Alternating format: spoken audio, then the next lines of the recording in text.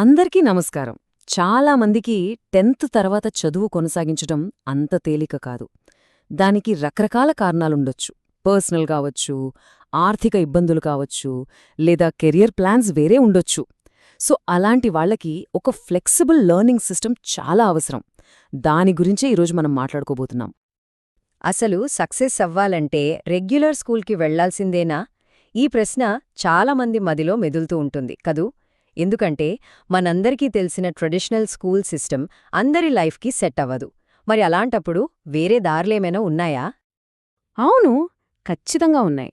Regular క్లాసులకు వెళ్లలేని వాళ్ల కోసం national open schooling ఇంకా డిస్టెన్స్ ఎడ్యుకేషన్ ఇవి ఒక అద్భుతమైన అవకాశాన్ని అందిస్తున్నాయి. అంటే చదువుకోవాలనుకునే వాళ్లకి ఇప్పుడు బోలెడన్ని దారులున్నాయన్నమాట. ఈ విధానం చాలామంది స్టూడెంట్స్కి ఒక కొత్త ఆశనిస్తుంది, భవిష్యత్తు మీద ఒక భరోసాని కూడా కల్పిస్తుంది. సరే, ఇక దీని గురించి డీటెయిల్డ్గా చూద్దాం. మనం ఇందులో మెయిన్గా ఫోకస్ చేయబోయేది national institute of open schooling, షార్ట్గా చెప్పాలంటే NIOS గురించి. ఇక్కడ మనం ఒక ముఖ్యమైన విషయం గుర్తుపెట్టుకోవాలి. ఈ NIOS అనేది ఏదో ప్రైవేట్ సంస్థ కాదు. ఇది మన విద్యా మంత్రిత్వ శాఖ కింద ప్రభుత్వం గుర్తించిన బోర్డ్. అంతేకాదు, ఇది ప్రపంచంలోనే అతిపెద్ద ఓపెన్ స్కూలింగ్ సిస్టమ్. అంటే ఏంటి, దీని సర్టిఫికేట్కి విలువ ఉంటుందా లేదా అన్న డౌటే అక్కర్లేదు. దీనికి అంత గుర్తింపు, విశ్వసనీయత ఉన్నాయన్నమాట. సరే, మరి సిస్టమ్ ఎలా పనిచేస్తుంది? ఇది చాలా ఫ్లెక్సిబుల్గా ఉంటుంది. స్టూడెంట్స్ వాళ్లకు నచ్చిన సబ్జెక్టులను ఎంచుకోవచ్చు, అచ్చం CBSE లాగా. ఇక పరీక్షల విషయానికి వస్తే సంవత్సరానికి 2 సార్లు రాసే అవకాశం ఉంటుంది. అంటే ఏప్రిల్ మేలో ఒకటి, అక్టోబర్ నవంబర్లో మరొకటి. అన్నింటికన్నా ముఖ్యమైన విషయమేంటంటే ఇక్కడ ఇచ్చే సర్టిఫికేట్కి ఉద్యోగాలకైనా, పై చదువులకైనా, కాంపిటేటివ్ ఎగ్జామ్స్కైనా అన్ని చోట్ల పూర్తి వ్యాలిడిటీ ఉంటుంది. అయితే ఫ్లెక్సిబుల్ లెర్నింగ్ అంటే కేవలం NIOS ఒక్కటే ఆప్షన్ అనుకుంటే పొరపాటే. ఇలాంటివి ఇంకా చాలా ఉన్నాయి. ఉదాహరణకి మన రాష్ట్రాల్లోనే సొంతంగా ఓపెన్ స్కూల్స్ ఉంటాయి. Telangana open school, Andhra Pradesh open school society లాంటివన్నమాట. ఇవి చాలా పాపులర్ కూడా. ఇక హయ్యర్ స్టడీస్ కోసం వెళ్లాలనుకుంటే ఇందిరాగాంధీ నేషనల్ ఓపెన్ యూనివర్సిటీ అంటే IGNO ఉంది. ఇవి కాకుండా మరికొన్ని ప్రైవేట్, ప్రభుత్వ డిస్టెన్స్ ఎడ్యుకేషన్ బోర్డులు కూడా అందుబాటులో ఉన్నాయి. ఓకే, ఇన్ని ఆప్షన్స్ ఉన్నాయి. సరే, కానీ అసలు ఈ ఫ్లెక్సిబిలిటీ వల్ల వచ్చే రియల్ బెనిఫిట్స్ ఏంటి, ఆ ప్రయోజనాలేంటో ఇప్పుడు చూద్దాం. అసలు ఈ సిస్టమ్ని ఎందుకు ఎంచుకోవాలి అని ఎవరైనా అడిగితే దానికి చాలా కారణాలు చెప్పొచ్చు. అన్నింటికన్నా ముఖ్యంగా ఎవరి పర్సనల్ పరిస్థితులకు తగ్గట్టు వాళ్ళు చదువుకునే అవకాశం దొరుకుతుంది. ఇందులో ఫస్ట్ అండ్ ఫోర్మోస్ట్ పాయింట్ ఇదే: మీ షెడ్యూల్ మీ ఇష్టం. ఎప్పుడు పరీక్షలు రాయాలి, ఎలా ప్రిపేర్ అవ్వాలి అనేది స్టూడెంట్సే నిర్ణయించుకోవచ్చు. అంటే చదువు కోసం లైఫ్ని అడ్జస్ట్ చేసుకోవడం కాదు, లైఫ్కి తగ్గట్టుగా చదువుని ప్లాన్ చేసుకోవడం. అదే దీని స్పెషాలిటీ. రెండోది సబ్జెక్టుల ఎంపిక.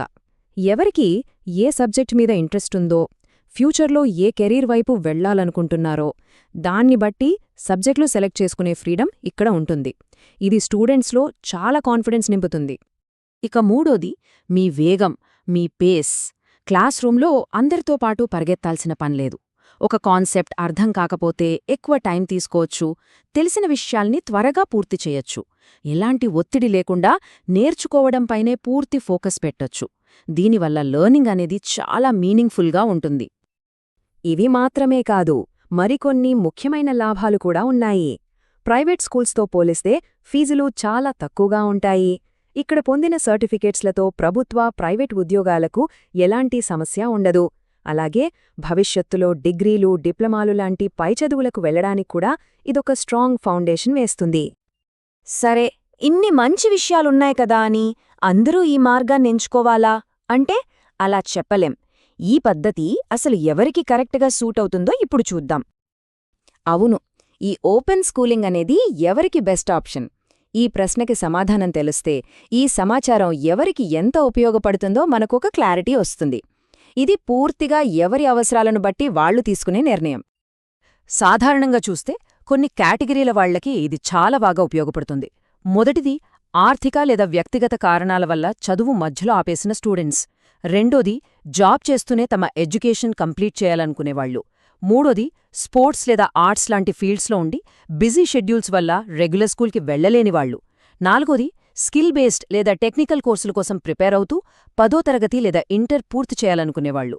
సో చూశారుగా, ఇది కేవలం చదువు ఆపేసిన వాళ్లకే కాదు, తమ లక్ష్యాల కోసం పనిచేస్తూనే చదువుని కొనసాగించాలనుకునే ప్రతి ఒక్కరికీ ఇదొక స్మార్ట్ చాయిస్.